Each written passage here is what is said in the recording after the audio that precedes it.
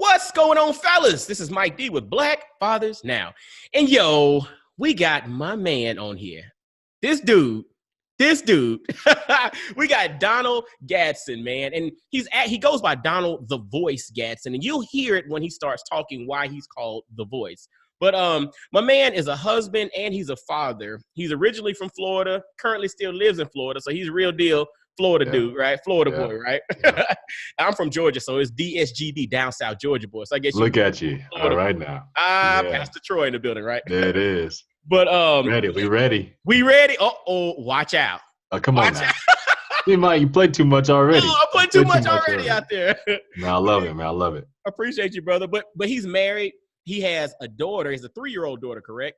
3, yeah. Yep. And the thing that's interesting is prior to becoming a father of his own daughter, he and his wife were foster parents to 7 kids. We're going to jump into that a little bit. He's a creative at heart. As you heard, he's the voice. So he's a voiceover actor, but he's also a former educator. So we're going to really jump into his story, hear how he operates, but just really learn a little bit about my man, Donald Gadson. So fellas in the Black Fathers Now family, welcome my man, Donald Gadson. Yeah. What up, bro? Yo, I'm honored, man. I'm honored. Mike D, I'm honored, man. So thank you for having me on. Happy to chop it with you, man. And let's get it, man. How you doing today? Man, I'm wonderfully well, brother. I hope you are the same. Good, likewise. And, and before we even jump into this, man, I have to let everybody know how you and I actually ended up interacting. We have a mutual friend, Andre Hatchett, shout out to Bob Black NYC and Mr. Real Estate and Mr. Notary. And I mean, brother got stuff everywhere, right? Everywhere. But yeah, I know, right? But a few episodes back, I interviewed Andre to kind of chop it up and talk about his story. And after that interview, you actually reached out to me and was like, you interviewed my big bro and I'm really digging what's going on. How can I help? And I'm going to be honest with you. It was challenging. Somebody years ago told me that to be a good giver, you have to be a good receiver as well. And that's hard. And that's really hard because I always want to be on one side of the ledger. I always want to be the person giving. But by me not receiving, it denies that person who wants to give me that opportunity to get that joy that I get from giving. I deny them that opportunity. And so when Donald reached out to me, the brother was like, how can I help? And I was like, I mean, I don't really like to ask for a lot, but, he was like, well, check this out. How about I create some promo videos for your episodes and it'll help you to put things out there. I was like, dude, are you serious? And you just offered that service and it's been amazing. I mean, fellas listening, this brother reached out and really just wanted to help to put the word out there about Black Fathers Now. And in the process, I'm getting to know him and realizing he brings all this stuff to the table and has an amazing story. But that started from the fact of him wanting to help, but then me being open to receiving that help. To be a good giver, you got to be a good receiver. And I want to say, Donald, you've really helped me to grow in that department. So I say thank you for what you've done, one, with the promos, but then two, for just opening up to helping me to grow in that area of my life. Yeah, man. Hey, man, that's what it's all about, man. And so, like, so Andre Hatchett, like Mike mentioned, man, like, just so, I mean, that's how Andre lives. Like, he's just a giver, you know what I'm saying? Like, whatever he have is yours, you know what I'm saying? And so, whenever he told me about his episode with you and I listened, I was like, why haven't I heard of this podcast before? And I'm like, this is really dope. So, I'm just big, man, on like your gift makes room, you know what I'm saying? And so, like, literally, whether that's just you planting the seed to say, hey, man, like, great job, keep going. That's my gift of encouragement. Or literally it's like me going in my bag and say, hey, bro, like, what do you need? You know what I'm saying? And so then when you say that, it's kind of like, well, all I know to give is my gift. You know what I'm saying? And so, and that can only come back to me in some kind of way, man. And so I've just seen it over and over and over, Mike, where it's like, the more that you give, man, it truly is true, man, like the more you receive. So, hey, man, we're about here trying to encourage dads, man. So it's like, yo, like, why wouldn't I hop on that? Why wouldn't I want to promote that? Why wouldn't I want to be able to push that forward? So you got it, my brother. I appreciate that. That means a lot. Man, I really appreciate you, man. Yeah.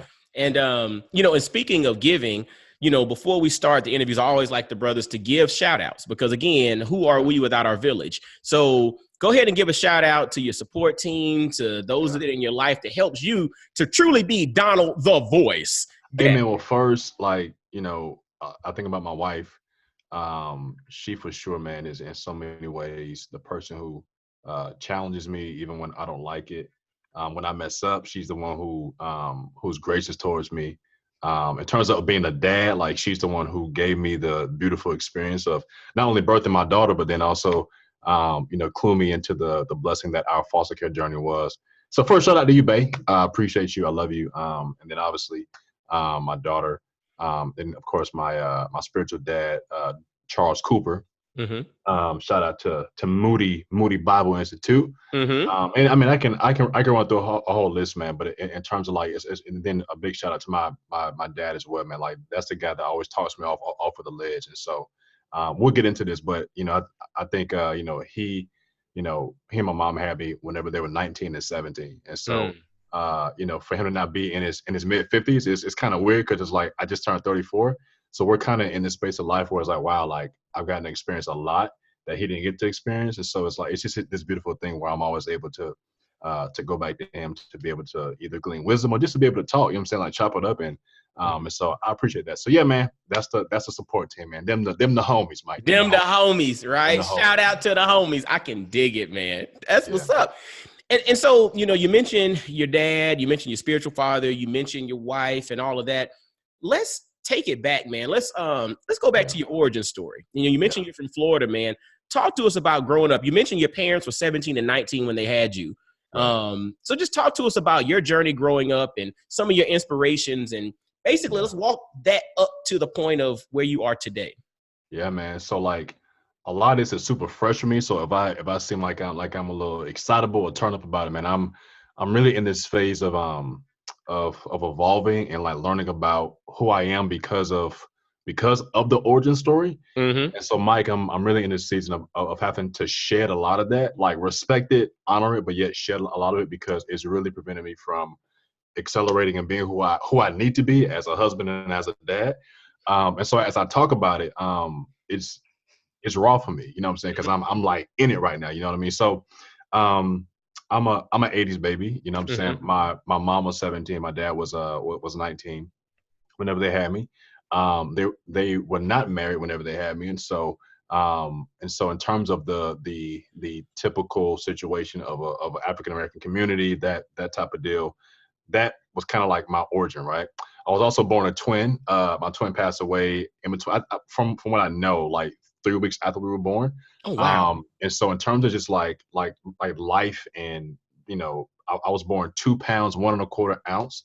You know what I'm saying? 13 inches long. So your boy was a preemie. Wow. And so in terms of just like my story, man, like I am really like a miracle in a lot of ways, man. And so my parents were kind of thrust into parenthood, but they had you talk about a village, man. Like they had this amazing village that surrounded them. You know what I'm saying? My mom was very close to her great grandmother, who we lived with for a number of years. I think up until the time I was 3, and then of course my mom's mom as well. And so my both of my sets of grandparents were within 10 to 15 minutes of each other. So in terms of just Wow. like a very dense, extended family type of situation, like that's what I was born into. Um, and so I have a younger brother. He's 5 years younger than me.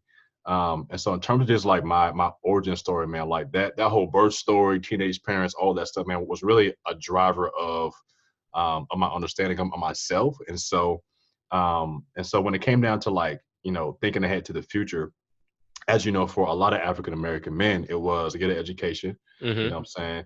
And you want to have a good job, you know what I'm saying? So my dad really pushed my brother and I, man, to really go pursue like education and to have a stable job.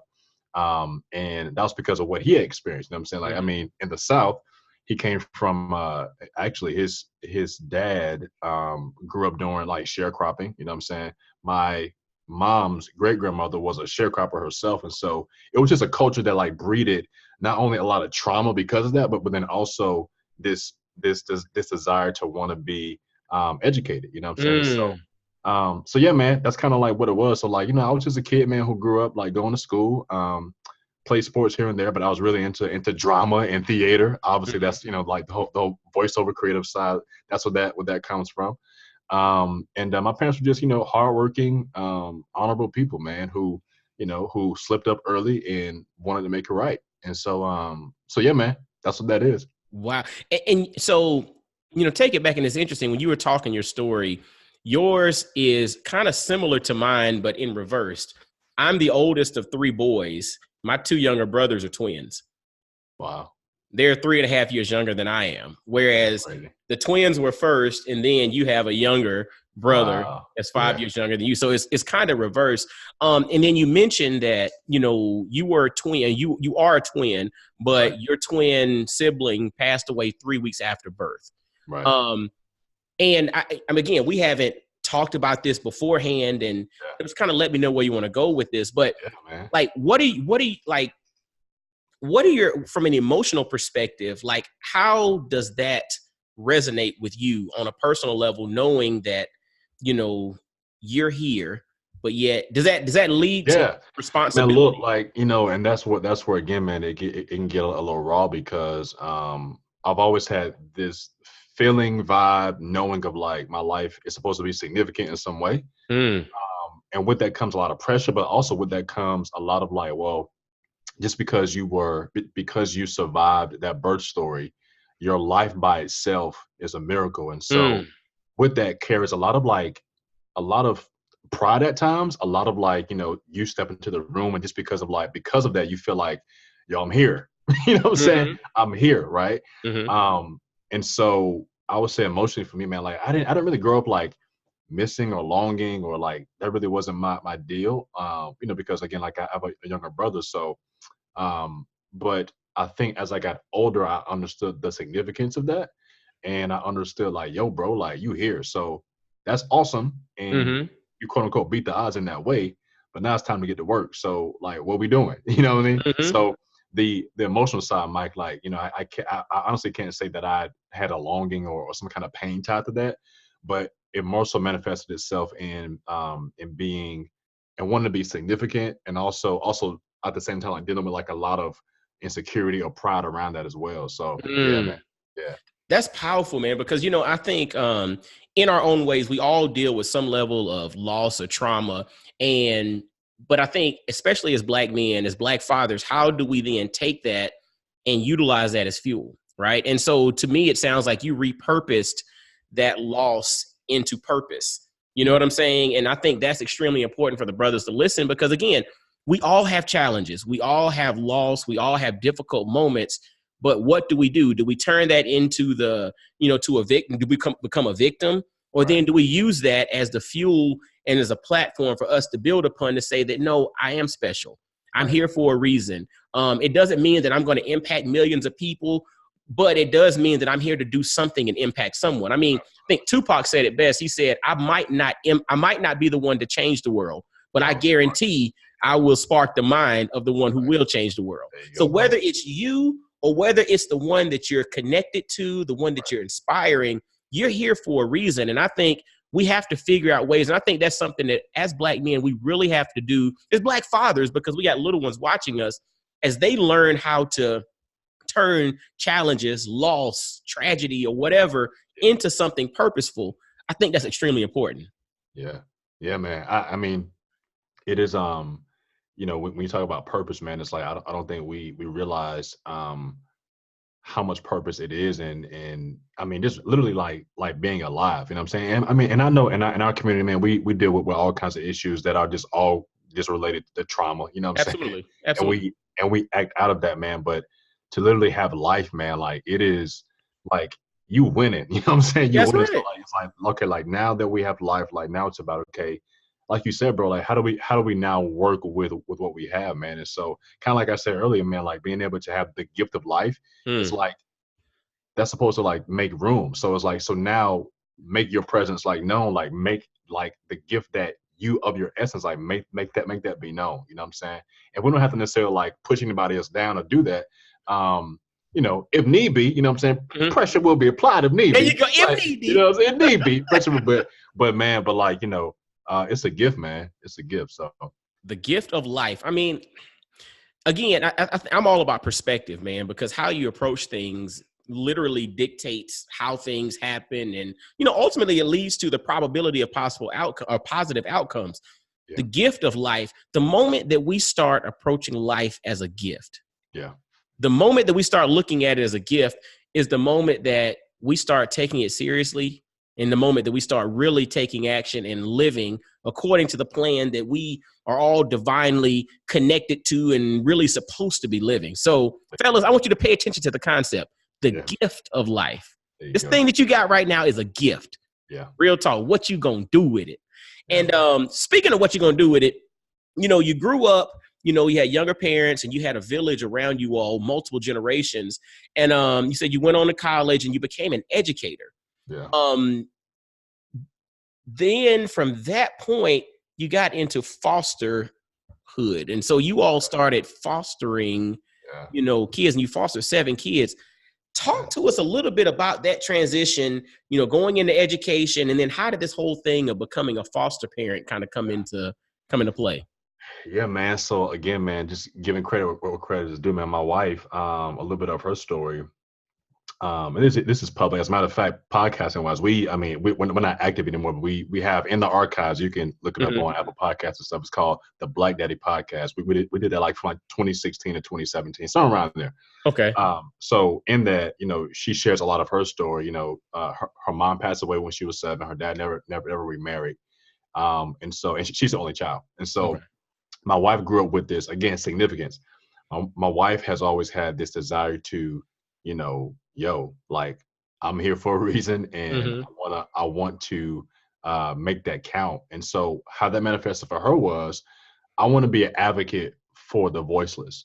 I want to be an advocate for children who are in situations and they aren't heard, literally because of their age or because of the trauma that they've experienced. And so it's like, so for her, that manifested into this desire to want to be a foster mother. For some time, man, like my wife really had to work through wanting to be a biological mom, you know what I'm saying? Because it was the like, wow, like my mom died when I was 7, and with that comes a lot, you know what I'm saying? Absolutely. So she went on this beautiful motherhood journey to then eventually give birth to our daughter. But before that, we both were trained educationally, like in the social sciences. I have a master's in psychology, and she has a bachelor's and a master's in social work.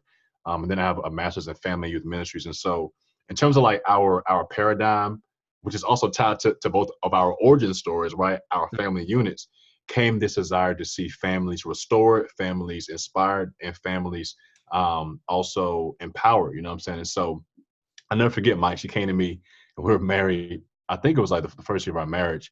And baby, if you listen, my bad about the dates, but hey, just keeping it real, you know what I'm saying? It's been a while ago. Yeah, it's been a while ago. She came to me and she was like, babe, like, as a social worker, I'm going in and out of these homes. And what I'm seeing is that like these kids, they're getting what they need, but here we are, you know what I'm saying?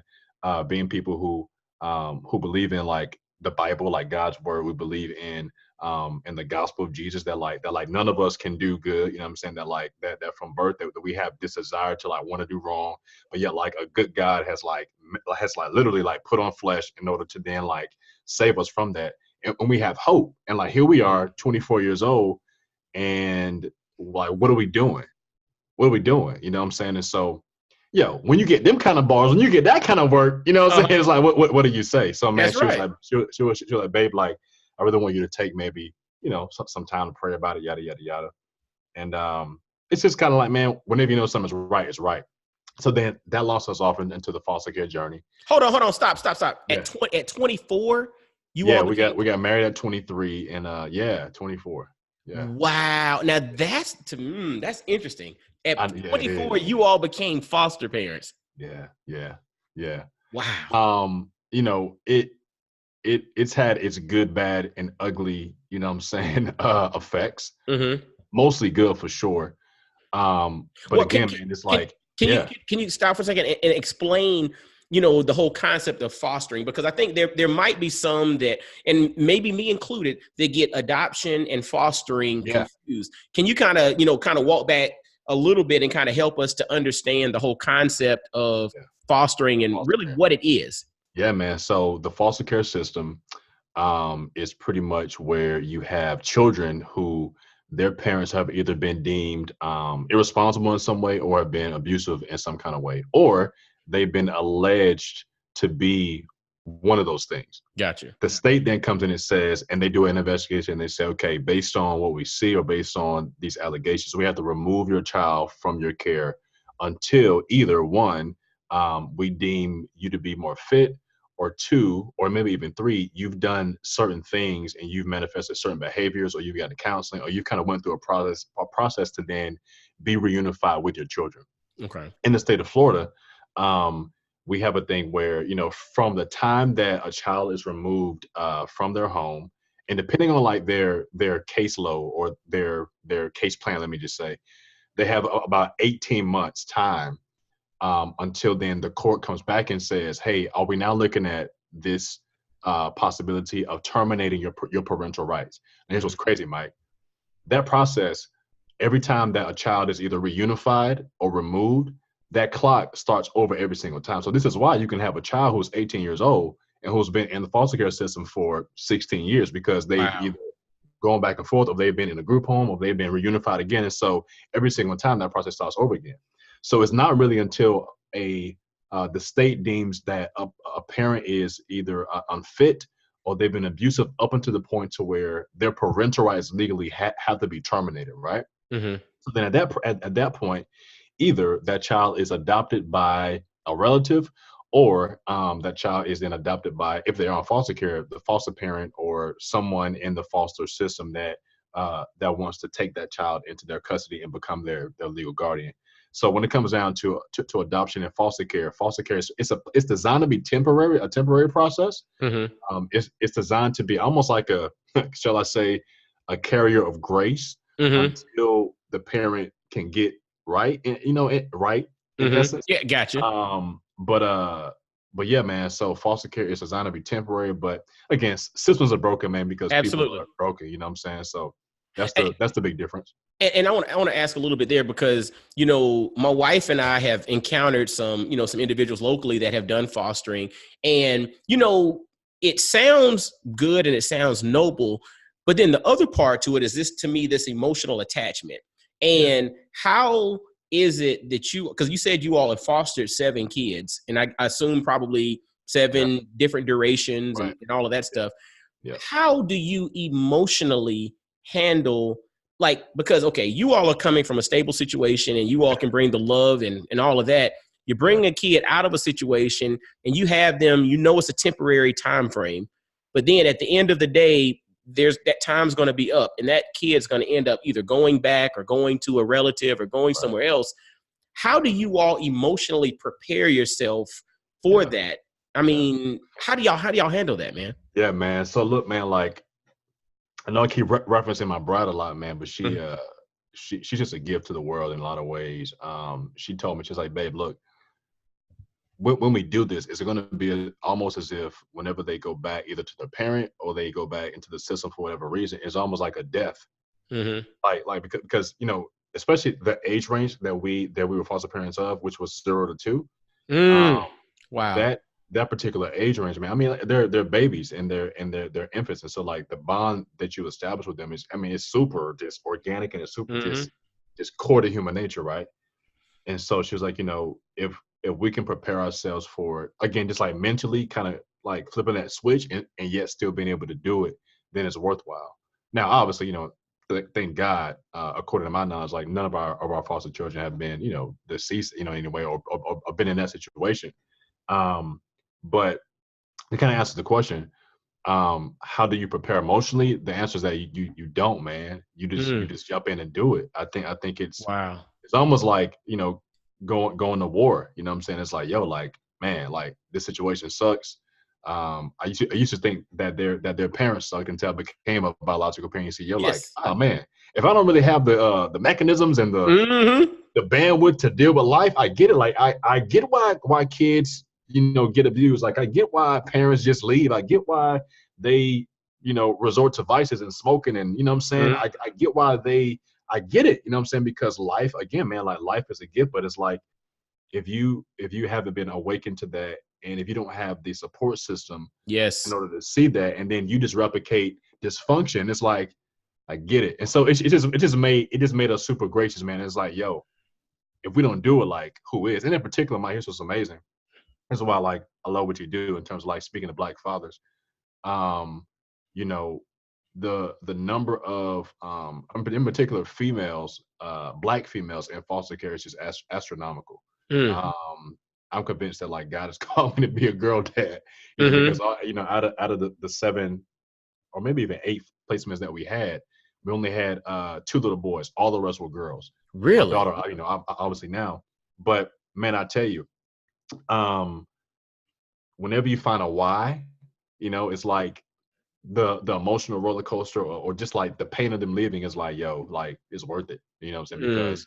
Because if we are the change agent in their life in some kind of way, even from like them being able to bond with other humans as a baby, then it's like that's a win. You know what I'm saying? That's a Mm. win. So And it's interesting because I had a friend of mine years ago. We talked about relationships, and he said, people are in in your life for reasons, seasons, and lifetimes. yeah, And me being a person who is always looking to build relationships, I used to take it hard when a friend moves away, or you kind of not fall out, but your friends go and everybody's into different stuff, and you almost like lose that relationship because I wanted to hold on to every friendship, like it's supposed to be my best friend from 8 until I'm 80. You know what I'm saying?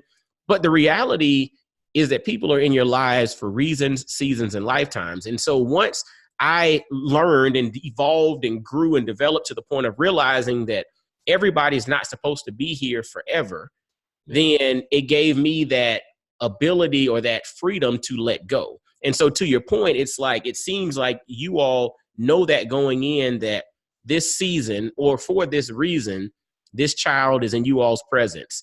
right. And you know that, and you go in and you realize that I can add value, with the time that I have. And you're doing that. I sent so much credit to y'all for that, man, because it's something that is so needed. And like you mentioned before, our children, there's a lot of us, disproportionately higher number of kids that look like you and I that are in the foster care system. And so if you are a person who is in a situation or an environment or in a family in which you all do have the capacity to consider this, consider this. I mean, this seems like it's a noble thing to do. And I appreciate you all for doing that, man. Yeah, man. You got it, my brother. Hey, man, I appreciate it, man. I appreciate this. Is what it's all about. And look, if you're considering that, I would just say as an encouragement, the biggest need is obviously going to be, I think it's from ages like 10 to 18. Because I Mm-hmm. mean, who wants an older kid? You know what I'm saying? Like, you know what I'm saying? So babies are they smell good and they're cute and they're cuddly and all that, and they don't talk back. You know what That's I'm saying? right. So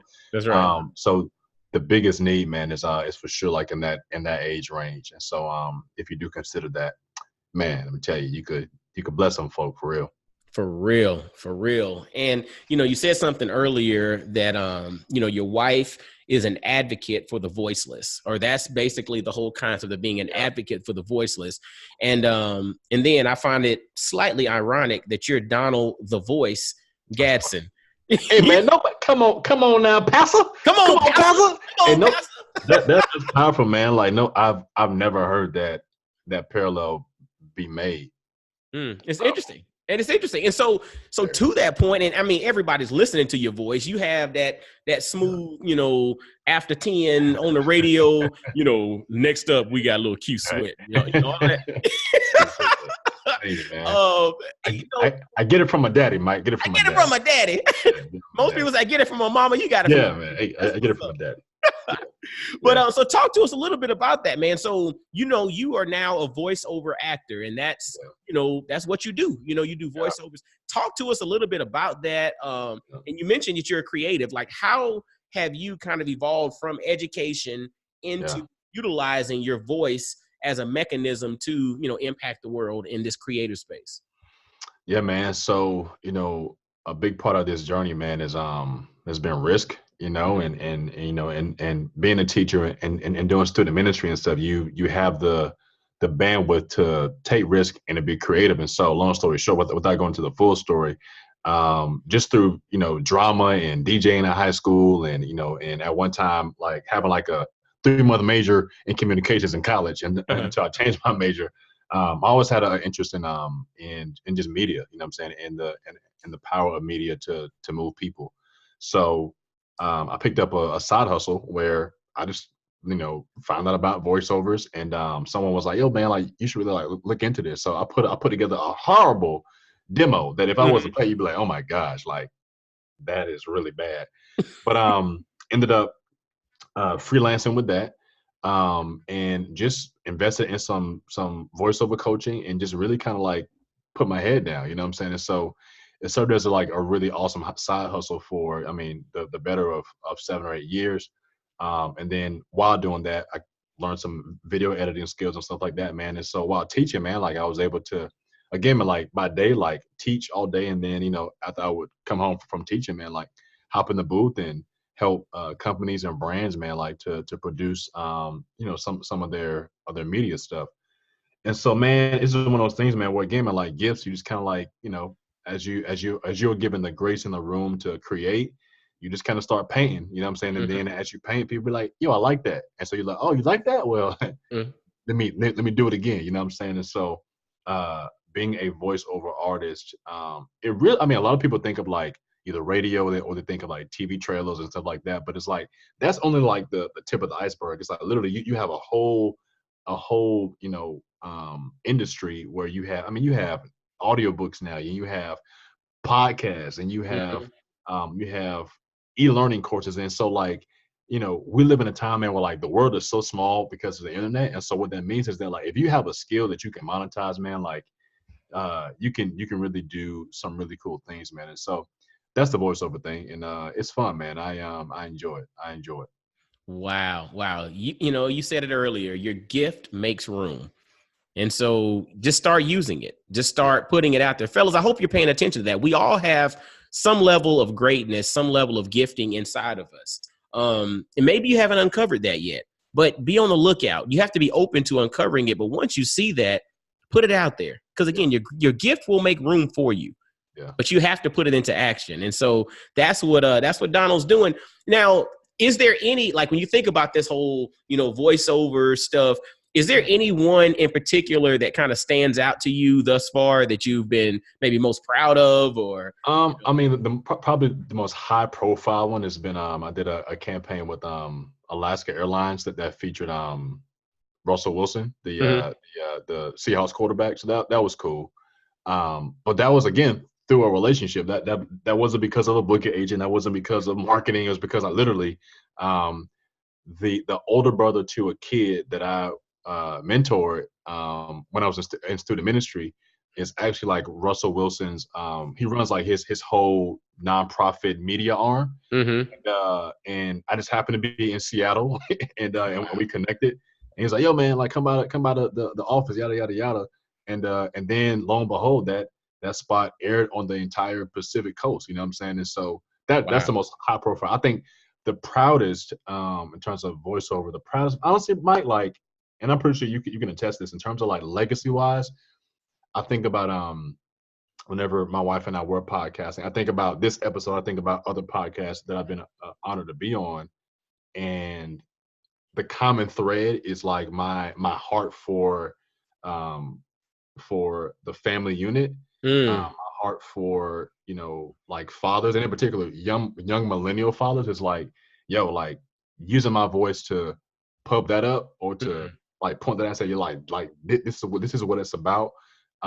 That's the win for me, you know what I'm saying? And I believe that's why, like, even in my own marriage and in my own family presently, man, it's like you experience a lot of conflict, you know what I'm saying? You experience a lot, man, and it's like, yo, like, why is this? And then it's like God reminds you, like, you said you wanted this, bro. Like you said, you literally want to be a voice to advocate for a healthy family. Wow. So like, because of how jacked up you are and because of your selfishness or whatever, like I'm gonna use this as a mirror to show you, like, oh, like so you want to talk to other people about their situation, but like you're the problem guy. You know what I'm saying? You ain't working on your own stuff. Hey, you know what I mean, man? So man, when they say the speck in somebody else's eye and the plank in your own eye, right? Come on, man. Look, so just thank God for grace, man. Because like, if it's not for that, bro, we'll just be like, man, just forget all of it. Forget all of it, Mike.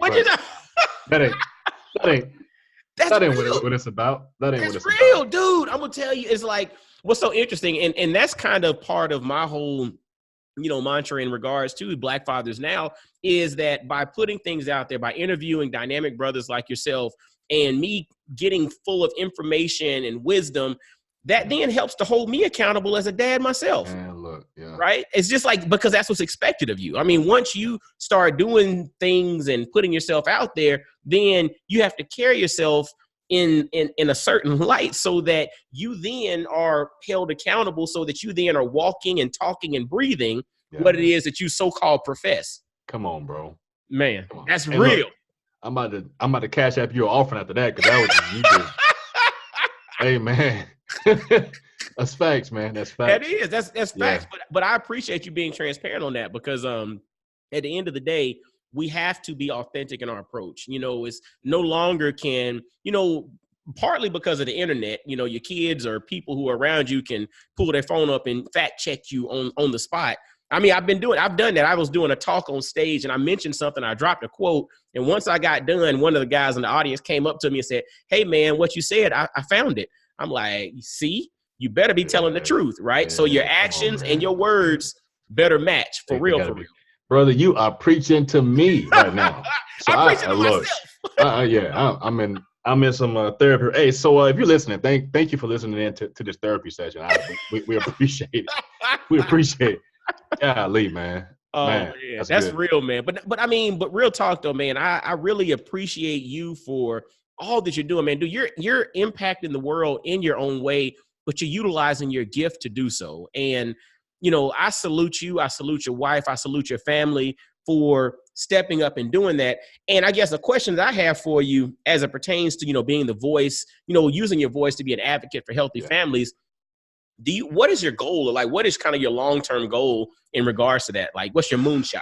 Yeah, man. So, today is September the 17th or whatever. Yeah.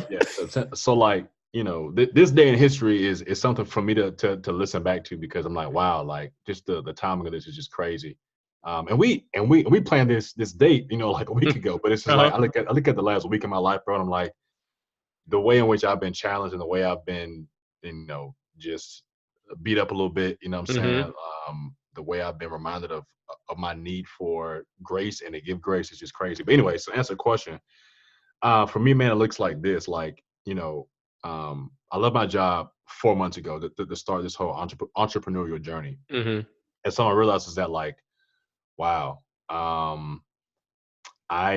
don't have certain skills that are required to like really like build a business. You know what I'm saying? Like, it's been amazing as a side hustle. It's been great side income, right? Mm-hmm. But if I'm honest, man, like I thrive in structure. My creativity is at its best in structure, right? So for me to have to be the structure guy and I have to be the creative guy, it's like, it's a lot, bro. And I'm like, this vehicle is not gonna get you like to where you want to go. And it is causing some carnage, man.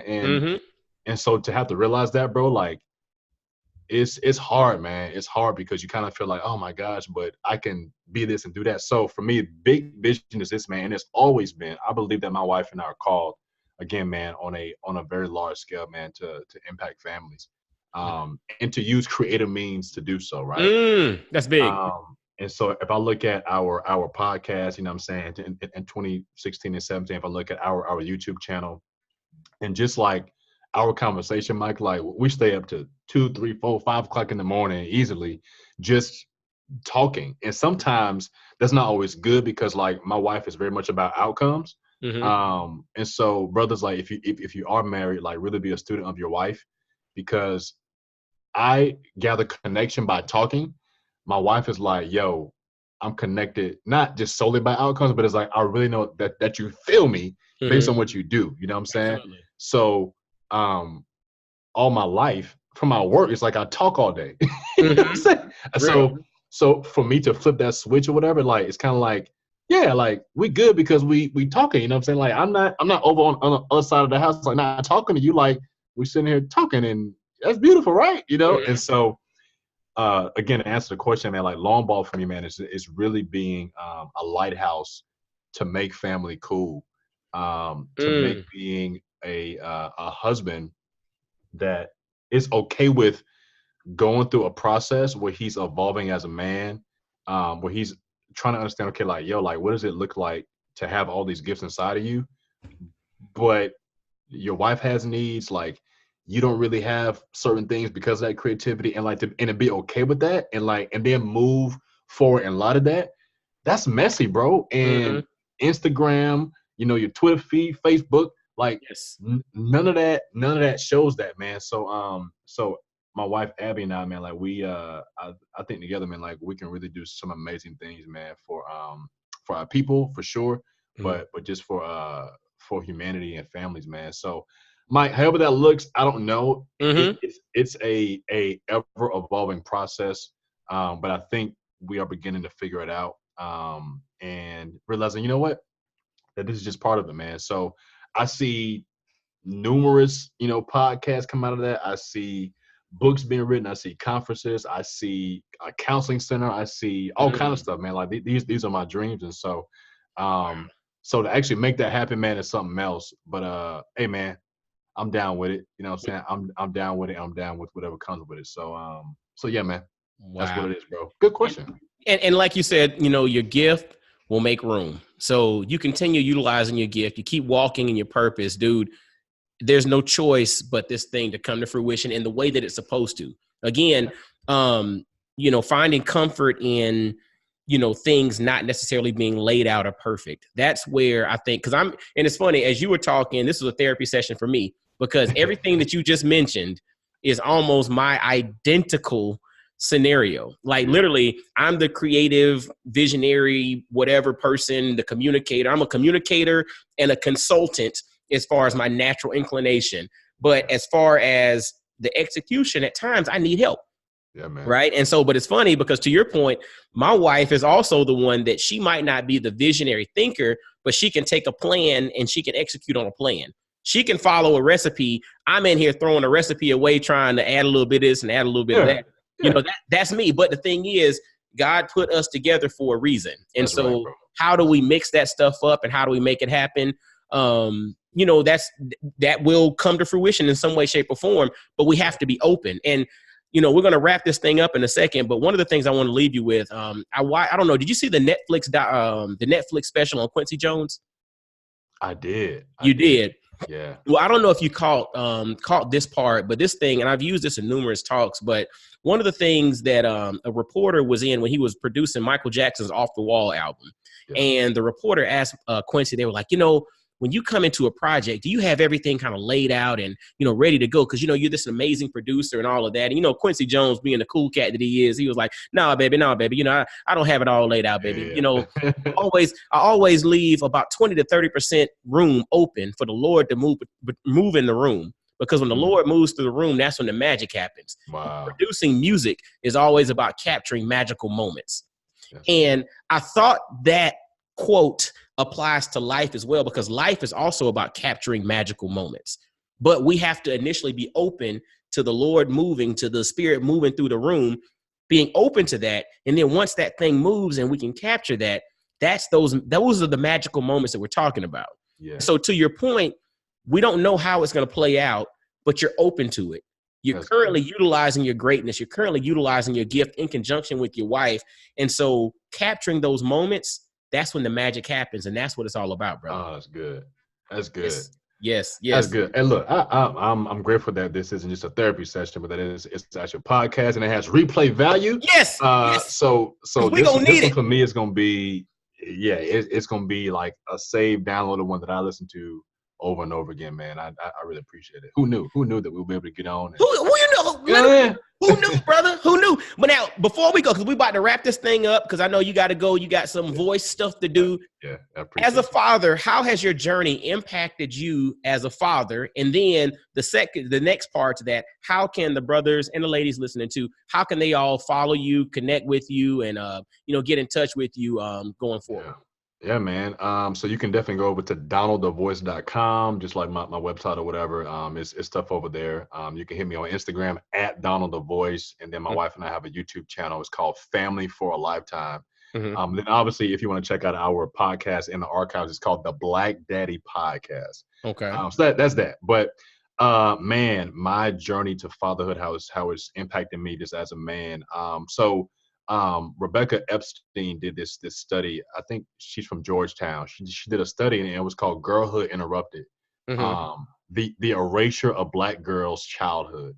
And as I read through it, Mike, some time ago, it really challenged me because um, the blurb, like in bolded on the study, uh, it said something like, for the first time, data is showing that adults view Black girls as less innocent and more adult-like than the white peers, especially in the range of like 5 to 14. Black girls need, like, people see Black girls as needing less nurturing, less protection. They need to be supported less. They need to be comforted less. They are more independent. They know more about adult topics, and they know more about sex, right? So this is like this like longitudinal study done by Georgetown, and I thought about, man, wow, like my journey as a more so a dad to girls. I was like, yo, I need to be healthy and whole so that this whole adultification of our Black daughters, they can be little girls, man. And I do agree that we need to raise them in a way in which they're prepared for the world, and they have and are strong, and that type of stuff.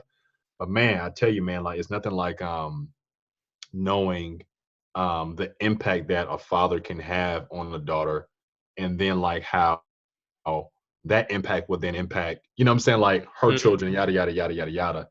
And bro, this whole journey of fatherhood, man, like it's not so much just about like the cuteness of it and the pictures and Mm-hmm. how it makes us feel, but it's like, wow, this is like a whole life. Yes. Like this is like a whole human out here. You know what I'm Yeah, saying? it's a whole human for It's sure. like my wife has this funny thing, like she like a whole human, right? So it's just this thing was like, wow, like That's real. raising little people, you know? And so, to have to walk through that, man, is we can't take it lightly, and so I think fatherhood is a courageous journey because we have a lot of influence, bro, a lot of influence on generations, and so Mm. I don't know if that answered the question, but that's just kind of what I'm over here mulling over and like, Lord, why? You know what I'm saying? But yeah, man. So that's why I am, my brother.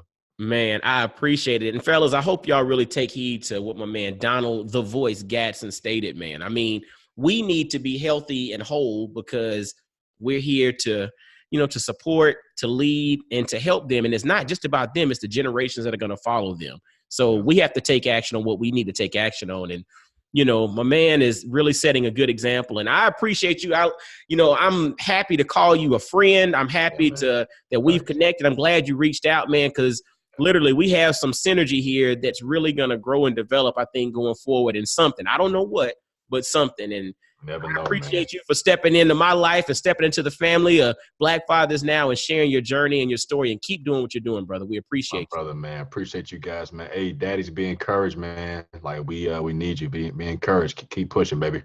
Keep pushing, and make sure to follow Donald the Voice on Instagram. Check out the archives of his podcast, the Black Daddy Podcast. Visit donaldthevoice.com. Check him out, man. Listen to you. Hear his voice. You know he got some stuff going on for show, right? Get at him. And you said what was the YouTube channel again? The YouTube channel is Family for a Lifetime. Family Family for a Lifetime. Family for a Lifetime. So make sure to follow Family for a Lifetime on YouTube and connect with Donald and his lovely wife, his little girl, and y'all just learn more about him. Make sure you let him know you heard about him on Black Fathers Now as well. All right. Thanks, man. So fellas, again, shout out to Donald the Voice Gadson. We want to thank him for all that he's done. Again, reach out to him, connect with him, let him know you heard about him on Black Fathers Now. And as always, visit blackfathersnow.com. Follow Black Fathers Now on Instagram, Facebook, Twitter. Shoot some emails, blackfathersnow@gmail.com. What did you learn from this episode? I know you learned a lot, so I'm expecting a lot of emails so I can forward them over to Donald and let him know the impact that he's having on society with what he's doing. And, fellas and the ladies listening too, until next time, y'all be blessed, well, and wise. And I'll holler at you. Peace.